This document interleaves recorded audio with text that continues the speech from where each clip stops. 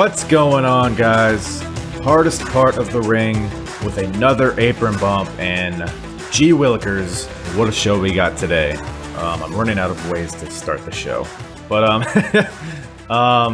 get away from the ratings, get away from the demos, get away from Raw Underground and the women's being mistreated, whatever is going on today, this week. Get away from that, and let's go back to a simpler time. A much simpler time of March 2002. You have Hey Baby by No Doubt is the top song. Blade 2 is the top movie in the nation. And I'm probably looking on LimeWire to pirate some pornography. But, it's a much simpler time, easier. Things were just easier back then, But anyways, where was I? Oh, that's right. Ring of Honor Round Robin Challenge. Ring of Honor's second ever show, occurring on March 30th, 2002 from Philadelphia, Pennsylvania. If you have not yet listened to my first ROH show that I did of their first ever show, An Era of Honor Begins, I strongly suggest you go and give that a listen, although there is little to no bearing storyline-wise on this show, but hey, go fucking listen to it. Or at least download it. Go download it. You don't have to listen to it, but just download it. You know what I mean? Just kidding. But anyways, where are we at here? Ring of Honor Round Robin Challenge. So, like I said, it's their second ever event that they have done, and man, you can tell it is early in their run as a promotion. Very, very different. A very strong departure from where it ended up being just a mere few years later, if that. Still kind of getting their footing, still figuring out what they want to be, what they want to do, who they want to push, and just what kind of atmosphere they want to portray for Ring of Honor. But it's fun to watch them figure that out in real time, which is why I like to go through all these shows in order from the beginning, because I'm just fascinated by the evolution and by where they started and where they ultimately ended up at. So this show is a lot of, man, if you think of indie wrestler, right? That I don't want to call it a slur, but it's like a derogative term given to guys that look like they're indie wrestlers. And you know what I'm talking about, right? Nowadays in 2020, people in the indies still look pretty professional, right? Whether it's their physique or their attire or their general look. People kind of get a handle on their look a little earlier nowadays. But man, in 2002, big yikes. A lot of baggy shorts, a lot of headbands, a lot of flames and names on their tights. And man, it's just a lot of people on the show blend together, which kind of makes it hard to follow sometimes, but it's funny to watch. But yeah, their second ever show, they had a really good first show, An Era of Honor Begins. It wasn't all good. There was a lot bad on it, but there was also a lot of good, a lot of signs that this promotion is, they're destined, or they're at least designed to give the fans something different. I went over this in my last ROH podcast, but long story short, wrestling is not that healthy in 2002. The Attitude Era has kind of petered out, so we're in this weird transition period. WCW, ECW, they're both defunct. So now WWE kind of has a stranglehold on the industry, and they're in a position where they don't really need to put a lot of effort into their storylines or into their shows, which results in kind of shows. And fans are getting tired of it. They're fatigued of WWE, and they're looking for something different. And they're upset that they can't go to WCW or ECW to do that. So, which is pretty much the source of why Ring of Honor arose in the first place. A promotion started by RF Videos to give people something different. And like I said, their first show had some pretty good stuff on it. The main event had American Dragon, Bryan Danielson versus Christopher Daniels versus Low Ki in a triple threat. That was really, really good. And you also saw a match between Eddie Guerrero and Super Crazy. So two big names from two obviously very capable competitors, two legends in the industry. So had a little bit of everything on that show. But like I said, they're still figuring out what they're doing at this point. So you can't expect it all to be great. But they have some good momentum going. And in this show, we look to see if they can keep that momentum strong. So yeah, the show opens up. Now, I don't think they did this in their first event. Maybe they did. Maybe I just missed it. But the show opens up and you see like I don't know what you call it, like just a black screen with white text, like you would see like in a Star Wars movie where like the text kind of like goes down or whatever. Can you tell I don't know what I'm talking about? But it's basically text on the screen that lists the code of honor. So I guess this is an attempt to kind of differentiate themselves, kind of establish a platform for the company, which I kind of like. It kind of gives them a different feel, kind of gives it a sports kind of feel to it, maybe. I don't know if that's what they're going for, but that's kind of what it resonated with as far as how I interpreted it. But it's text that lists the codes of honor, and it's a couple different rules, and I'll list them out right now. Rule 1, competitors must shake hands before and after the match. 2, no interfering in matches or having others interfere on your behalf. 3, no harming a referee or causing others to harm an official, which is funny because a referee literally got stabbed on the first show. So yeah, this probably wasn't included there.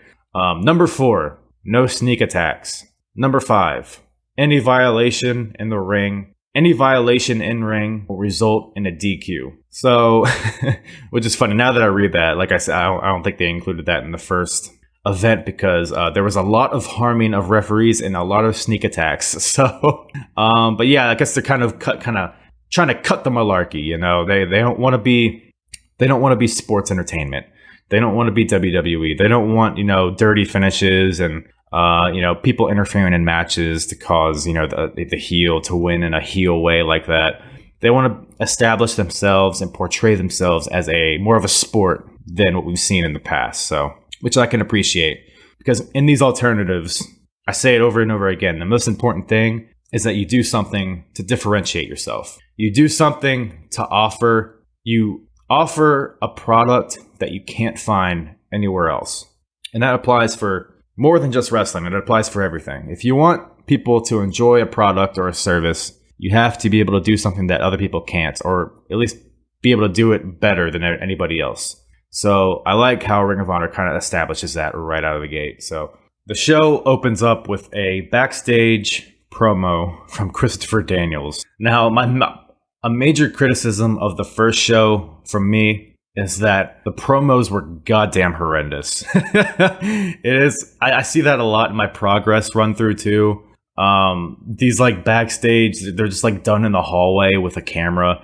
It's like, hey bud, why don't you cut a promo real quick? And then they have like 2 seconds to think about it, and they're like, all right. At least that's how it comes off to me when I'm watching it. But there was less of that on this show. At least most. You know what? Never mind. There were actually a lot of bad ones. But either way, this Christopher Daniels one was actually probably one of the better ones at the beginning.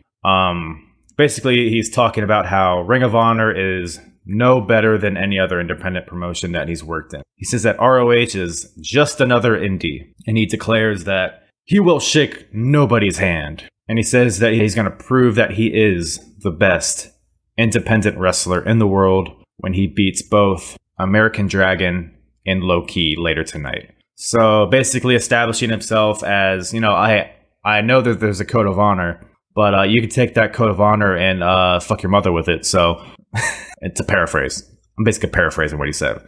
And yeah, so gets a lot of heat with the crowd because that's pretty much what they're trying to build themselves off of as far as what their ethos is and what makes them different. And Christopher Daniels is kind of spitting in the face of that.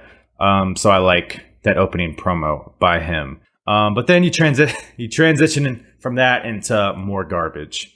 Similar to what we saw in their first event, An Era of Honor Begins, we see the Hit Squad. Not the Hit Squad, the Hit Squad.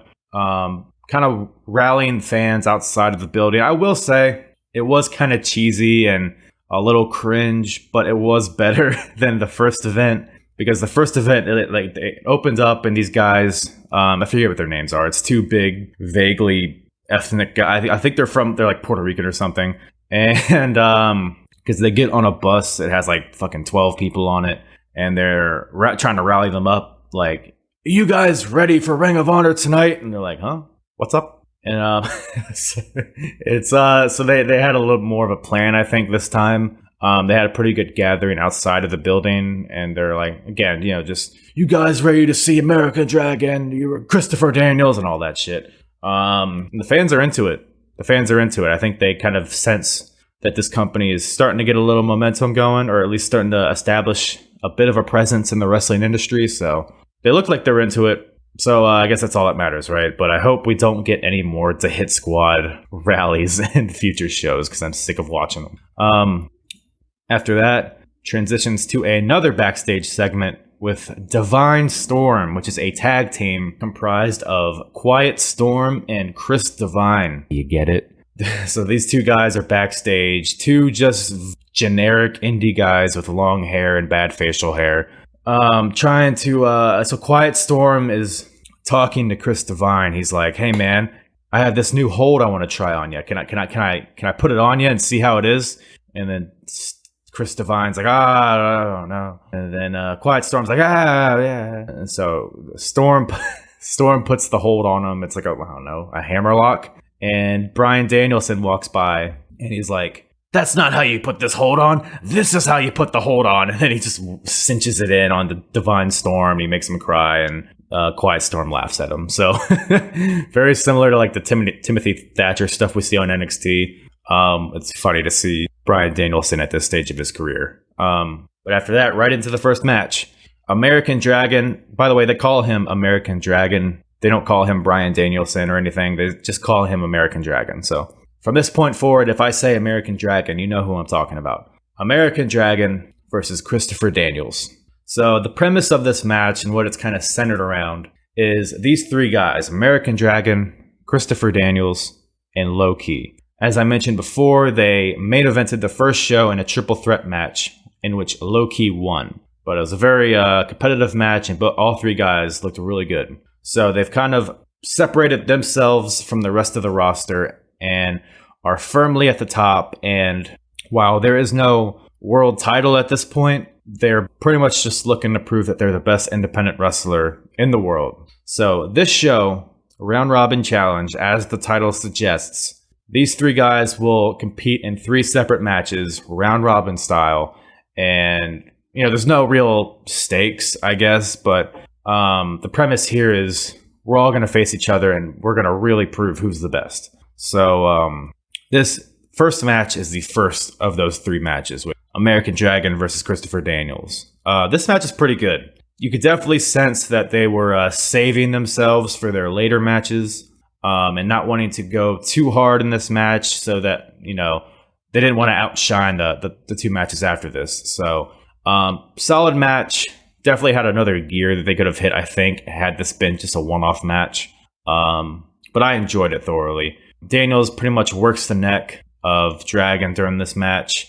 A lot of counter wrestling, a lot of amateur wrestling, a lot of submissions. That's a common theme you see in these round-robin matches on this show. But Daniels works the neck the whole match and ultimately hits him with like a crossroads type move, spinning neck breaker, whatever you want to call it, and then right into a submission, not a crossface. It's more of a bank statement. I don't want to come off like, yeah, he hit him with a crossroads and then into a bank statement. It makes me seem like I started watching wrestling 2 years ago, but that's basically what happened. And American Dragon ends up tapping to the bank statement from Daniels.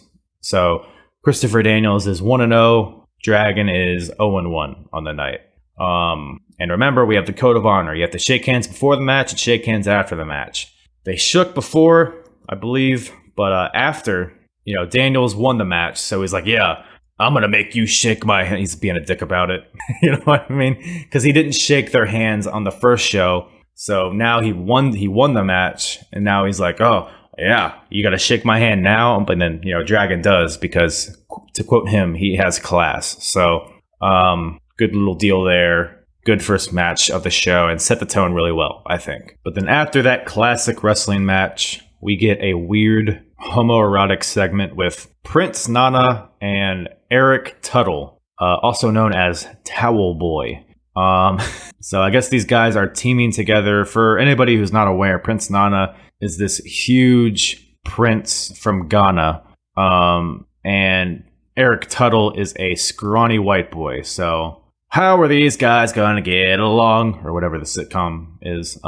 So, yeah, like I said, Prince Nana, he's a prince. So, and Towel Boy is a towel boy. So, obviously, the natural progression is Prince Nana telling Eric Tuttle to shine his shoes. So he does with his towel, and it's weird and didn't need it. And then transitions, screen wipes, the 2002 fucking star wipes, screen wipes, whatever you call it. Transitions are hilarious.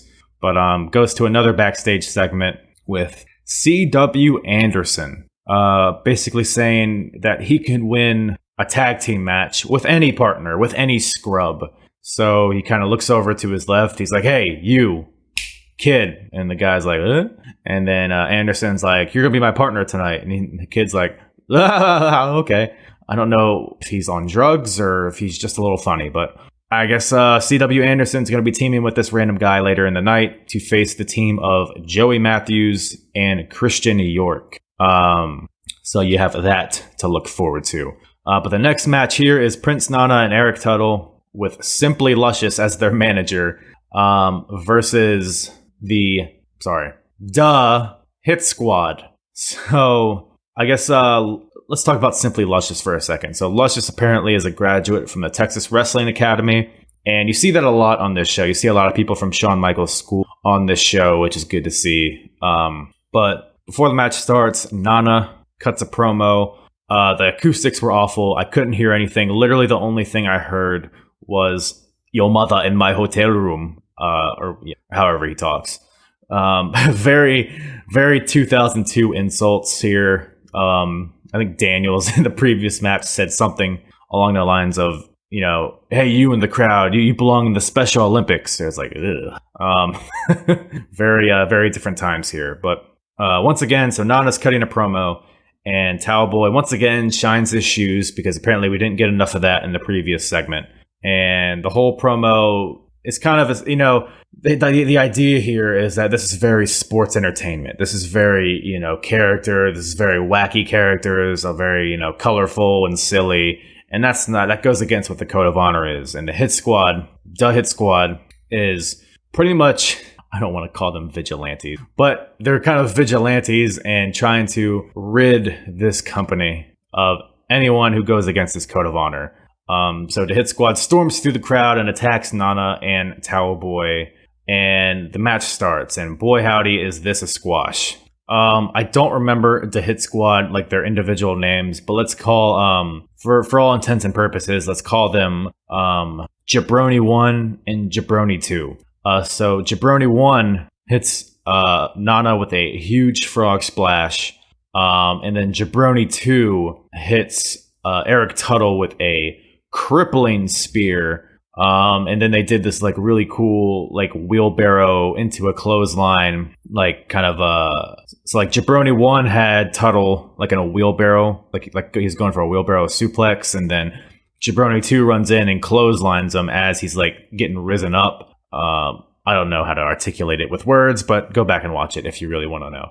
And then Jabroni 2 then hits Tuttle with a burning hammer for the win. So yeah, beat these guys in like 2 minutes, but Nana basically said, fuck you, Tuttle, I'm out of here after that first frog splash. So I guess they're trying to keep him looking strong, whatever it is. But I know he eventually ends up just being a manager, so who knows what kind of success he sees in Ring of Honor. So I mean, I guess a lot of people already know because it's happened, but I don't know, so go fuck yourself. But after the match, the Christopher Street Connection is back. Now, if you have not listened to my first podcast, I go into great lengths about them.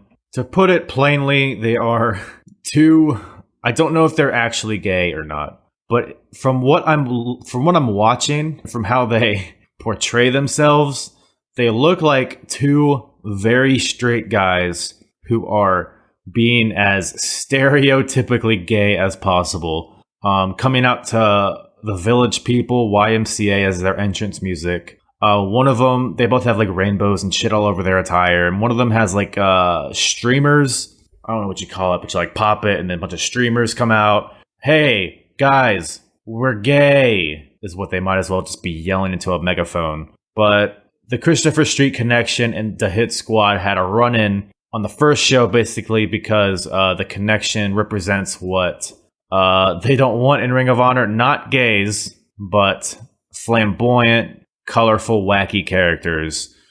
That's not what they want, and they will do whatever it takes to rid this company of that.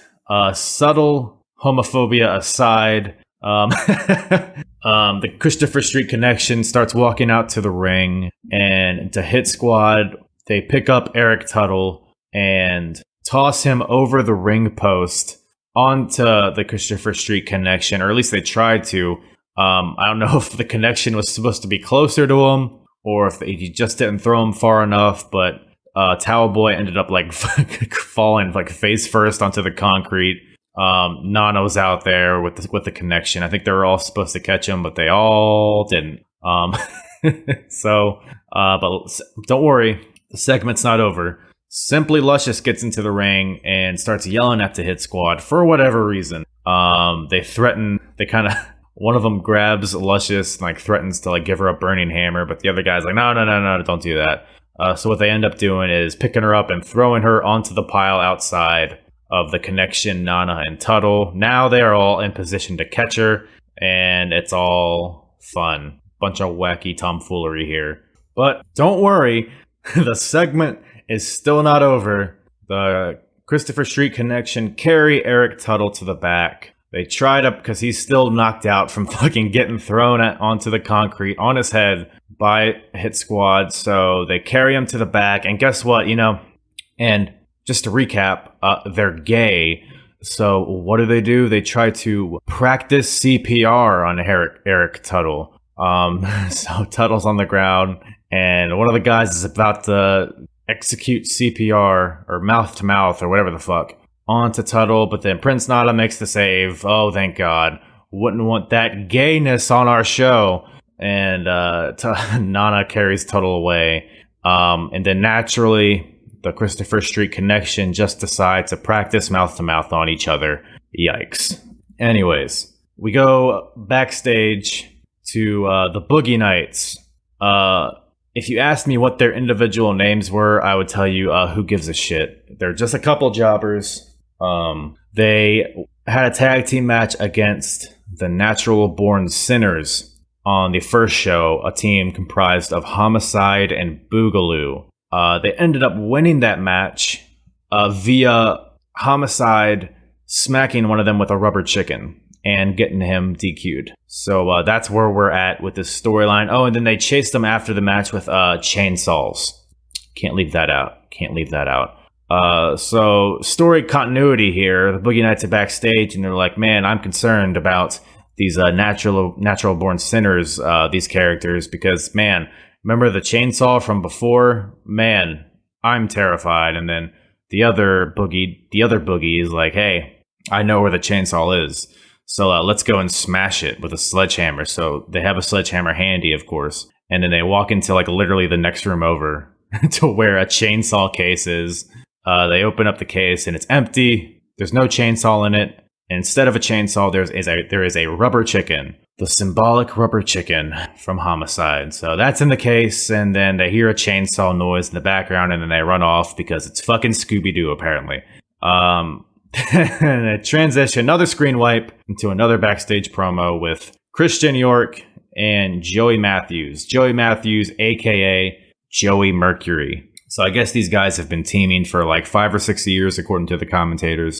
So they have a really bad promo here. I don't remember what they said, but I remember the closing line was, Christian and York tonight are going to be in full effect. Whatever the fuck that means. But that transitions into their match. So we have Joey Matthews and Christian York versus C.W. Anderson and the random scrub that he picked up, who apparently his name is Elax, like E-L-A-X, not X-Lax, Elax. So, first of all, can someone explain C.W. Anderson to me? Is he just supposed to be like what Gilbert was to Goldberg? Is that what C.W. is supposed to be in relation to Ole and Arn? I don't know. Maybe I'm just lost on it, but whatever. Him and X-Lax or Elax are teaming up to take on York and Matthews. And to quote Steve Carino on commentary, Elax might just be, and this is a quote, might just be half retarded. So yeah, I don't know what his character is supposed to be. This Elax guy, I don't know, because he's like laughing. He's like on laughing gas the whole match. But whatever. It's kind of a whatever match. York and Matthews end up winning with a double team move called the Problem Solver, which literally is the snapshot that Mercury and Nitro end up doing a few years later as M&M. So I thought that was kind of funny. But York and Matthews get the win. They don't have a lot of really legitimate tag teams in ROH at this point, so it's good to kind of establish one, at least a semi-competent team here. But then after the match, C.W. Anderson naturally is pissed. He blames the loss on his partner, even though he picked him. Blames the loss on his partner, punches Elax, and then gives him a AA spinebuster because Gilbert. Anyways, after that, backstage, we get a promo from, is it Xavier or Xavier? Xavier? I'm going to call him Xavier.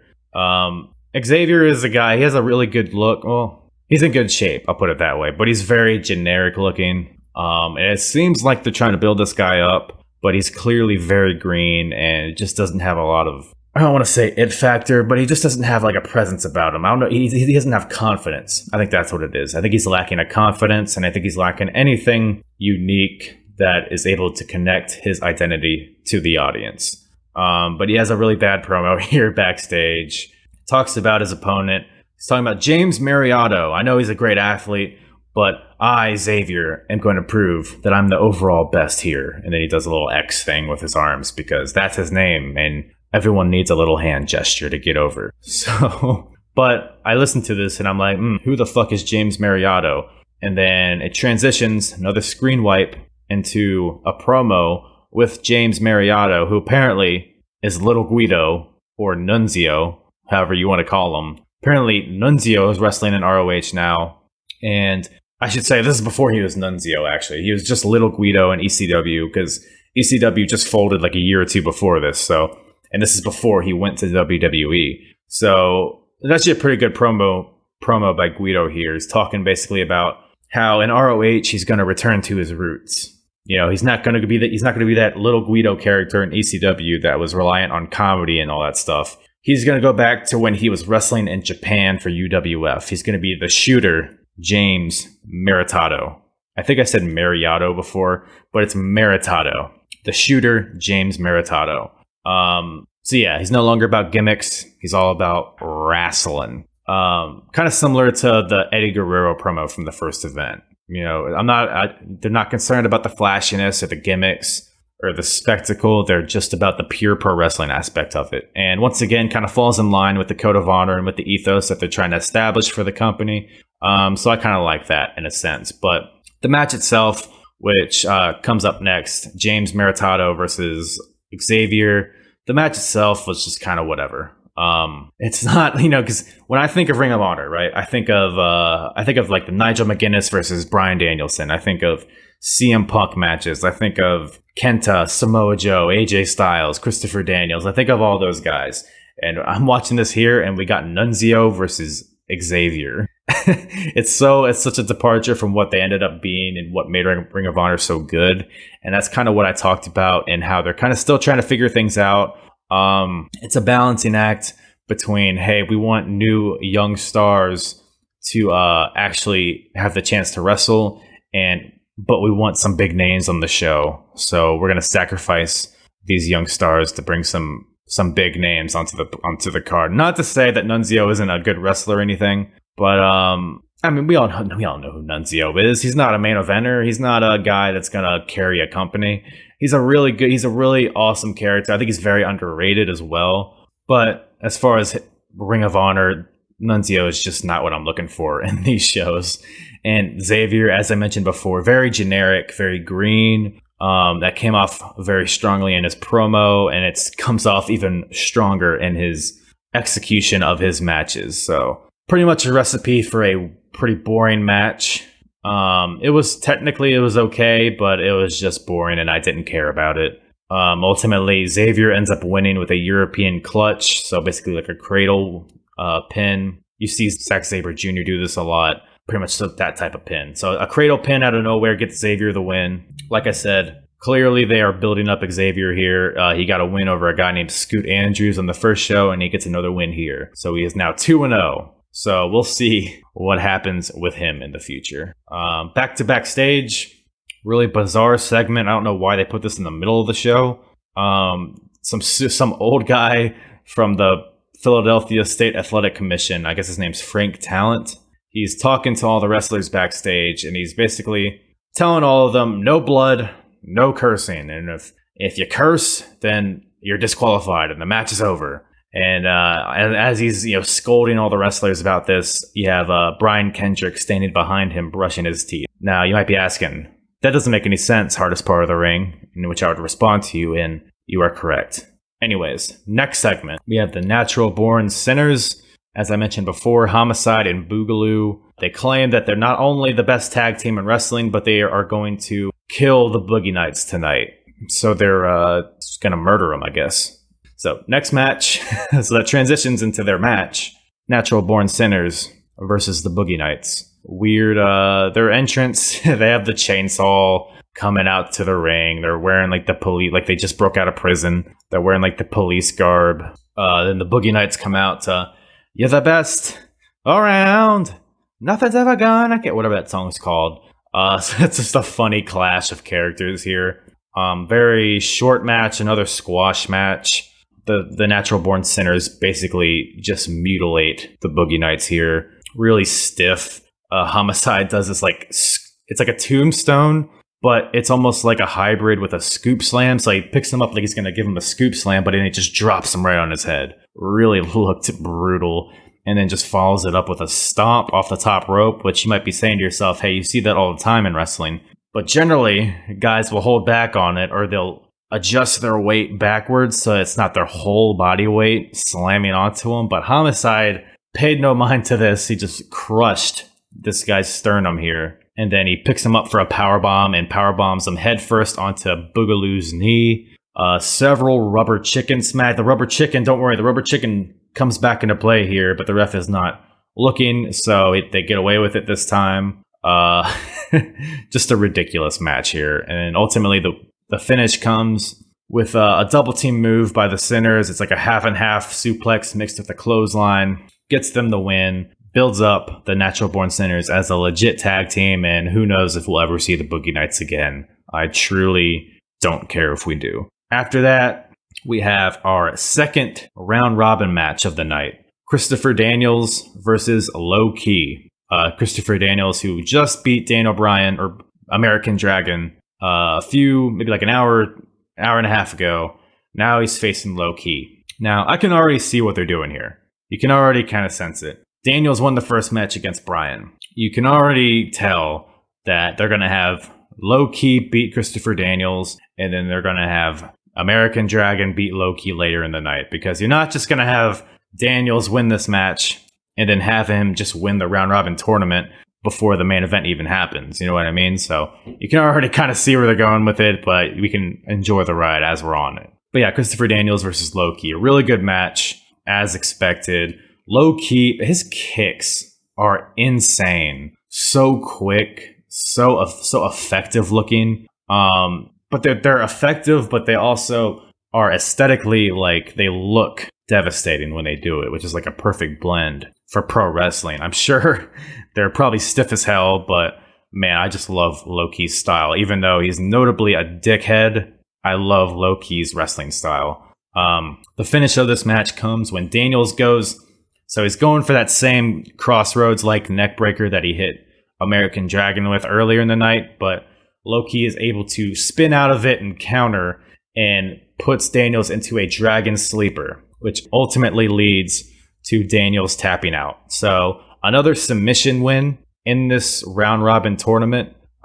That's clearly a theme here. Another similar, there's a lot of up close wrestling, much like the first match here. But yeah, so Low Key gets the win. So now Low Key is 1-0, Daniels is 1-1, Dragon is 0-1. And then we still have American Dragon versus Low Key in the main event. But after the match, so like I said, remember the handshakes before and after the match. So Daniels teases a handshake at the end. But then he takes it back, the old switcherisky, and he runs his hand through his hair, even though he has no hair. Daniels claims that he only lost this match because it was his second match of the night and that low-key was fresh. And he says that he won't wrestle low-key again until the Ring of Honor title is on the line, which is the first mention of this title, and the commentator is absolutely perplexed. Ring of Honor title? What's that? I mean, it's pretty straightforward, no? But whatever the case may be, they tease a Ring of Honor title for the first time, so we shall be seeing that soon, hopefully. So Daniels says that he won't wrestle Key again until the title is on the line, storms to the back, and then runs into the Hit Squad, and they are mad because he didn't shake Low-Key's hand and he disrespected him and whatever. Little continuity there with the Hit Squad and how they support the Code of Honor and they will look to destroy anybody that goes against it. But they're held back. Daniels kind of scurries away and then transitions into another backstage segment.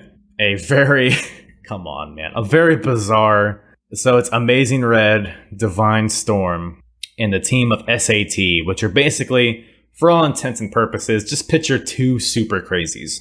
All of these four guys are playing basketball. They're all terrible at basketball, first of all. I don't know if there's like a gym in this facility or what, but they're all like, none of them know how to dribble, and it's very clunky, and they're all wearing their indie wrestling attire.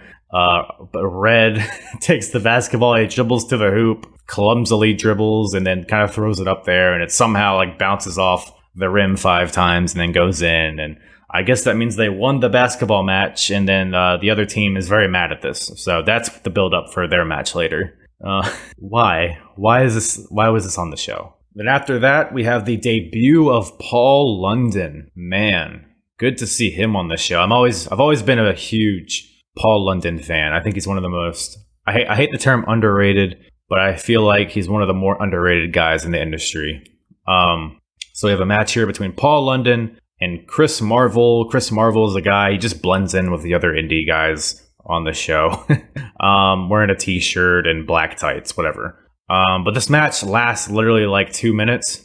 So London gets some offense in on the ring, hits some moonsault drop kicks, shows that he's really athletic, but doesn't really get a chance to show what he can do in a longer match because he goes for an Asai moonsault to the outside onto Chris Marvel. And I guess just the way Marvel was bracing for it, ended up breaking his fucking leg. Crazy. You can literally see his leg just turn like 180 degrees, gruesome looking, for a spot that didn't even look like it was going to be that devastating. But man, I guess anything can happen in these matches. Very sick looking injury here. And then obviously they call off the match.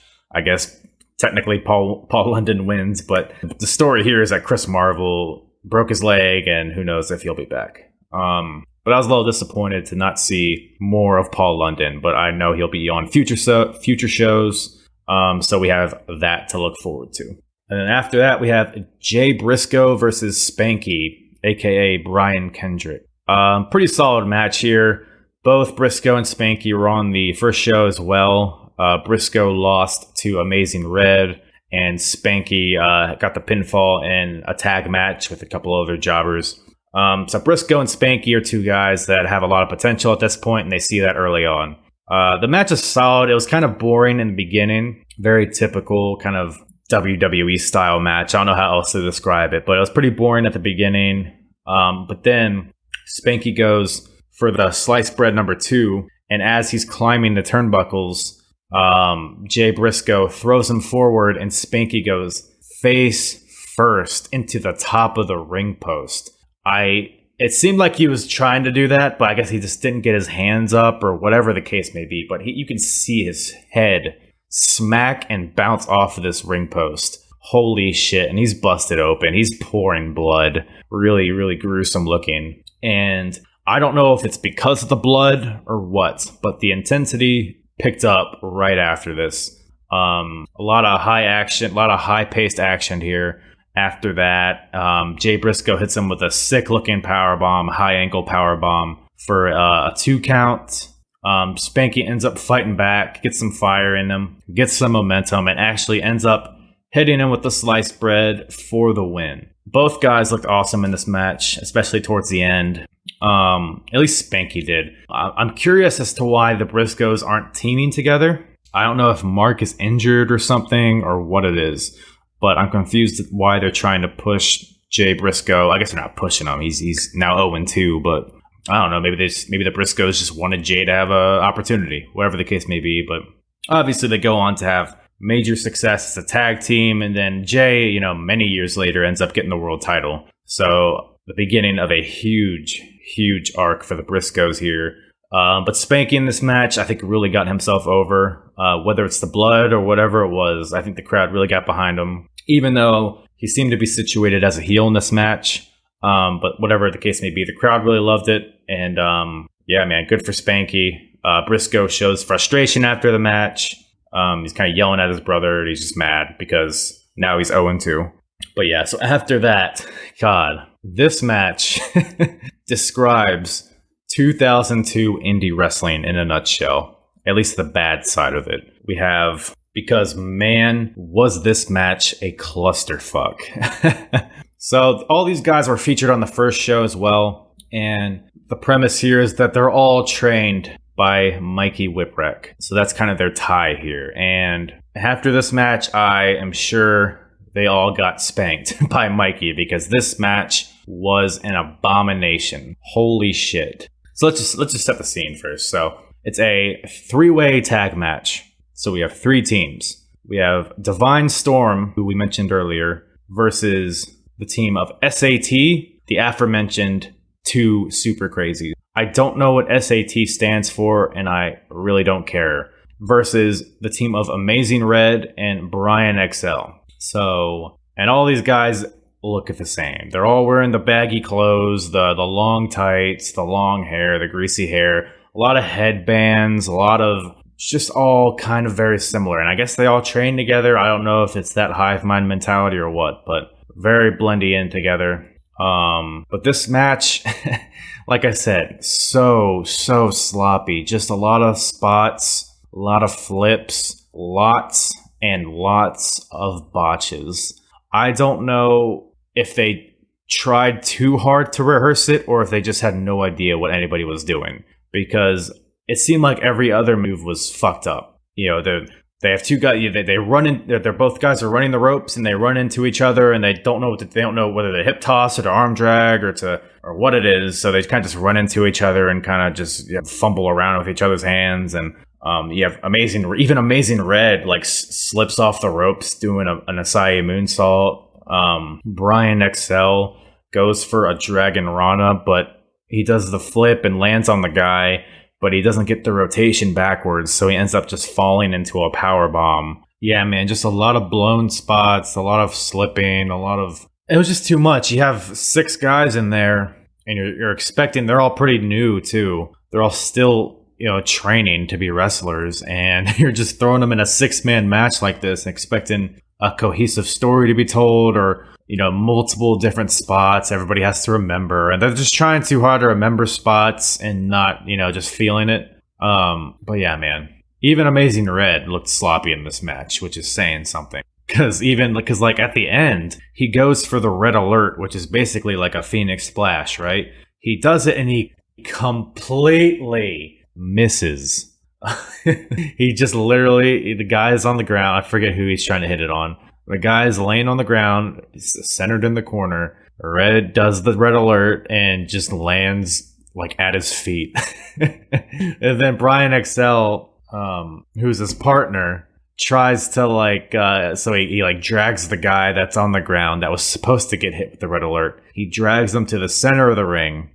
Brian gets on the apron and goes for I don't know if he was going for a springboard 450, but what ended up happening is a springboard flip into landing on his feet on the guy. I don't know. It looked really sloppy. It landed on the guy at least. Doesn't get the win. It's broken up, and more incoherent grappling and flipping happens for a little bit.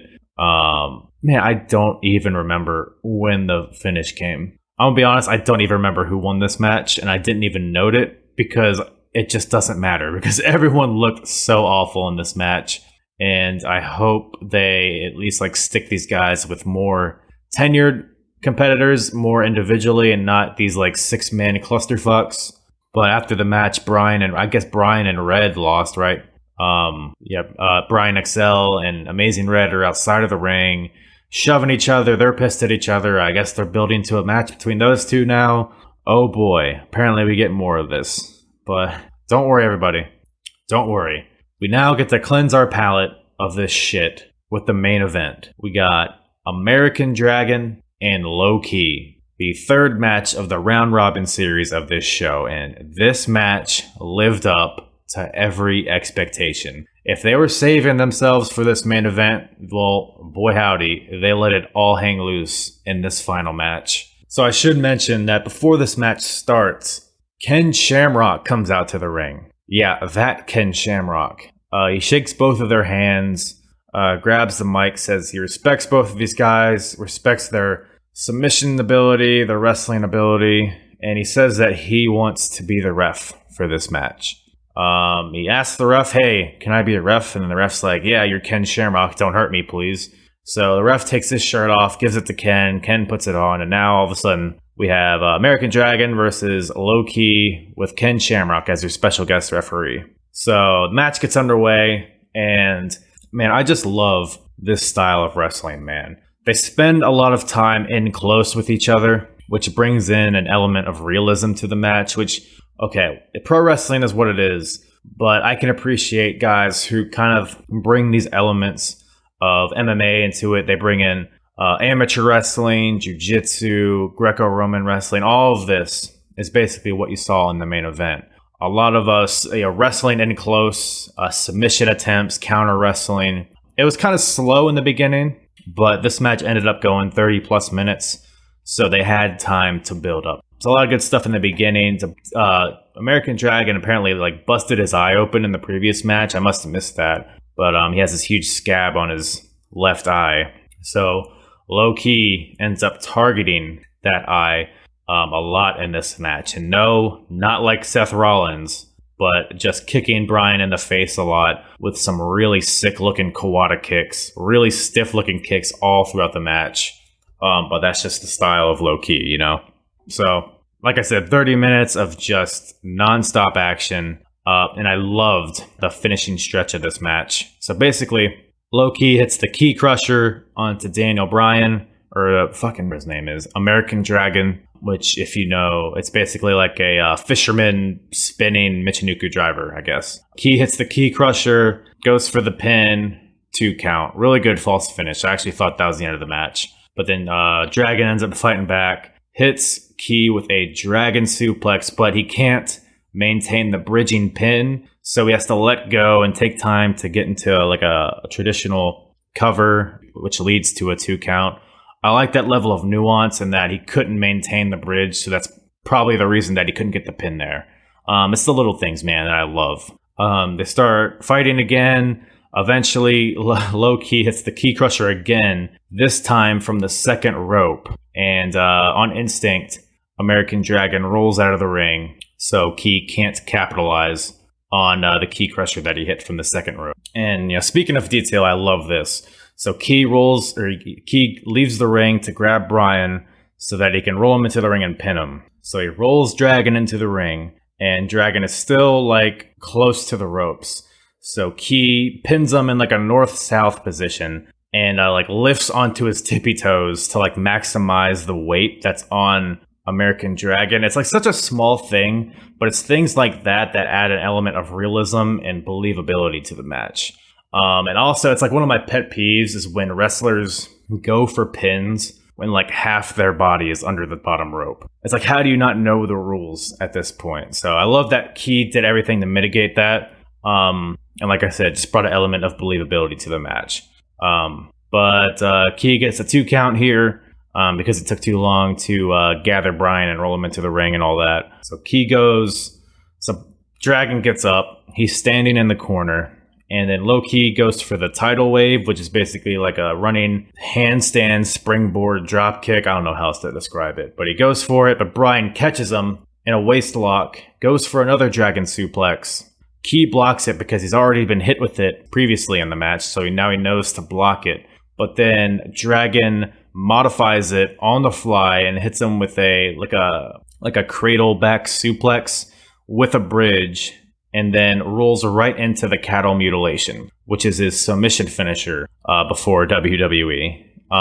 Right into the cattle mutilation, and he's in the submission for probably it felt like 2 minutes. I don't know exactly how long it was, but it was a long time. But eventually Low Ki ends up passing out, and Ken Shamrock declares American Dragon the winner by submission in this main event. So as predicted, each of these guys in the round robin challenge got one win. So they are all tied, and they all have equal claim to be the first ever Ring of Honor champion. So that's kind of the overall story of this match. I loved the main event. Probably my favorite match so far of my Ring of Honor run through, even though it's only 2 shows. But by far, I think it's my favorite match so far that I've seen this year in 2002 from Ring of Honor. But yeah, good stuff all around from all 3 guys in all 3 matches.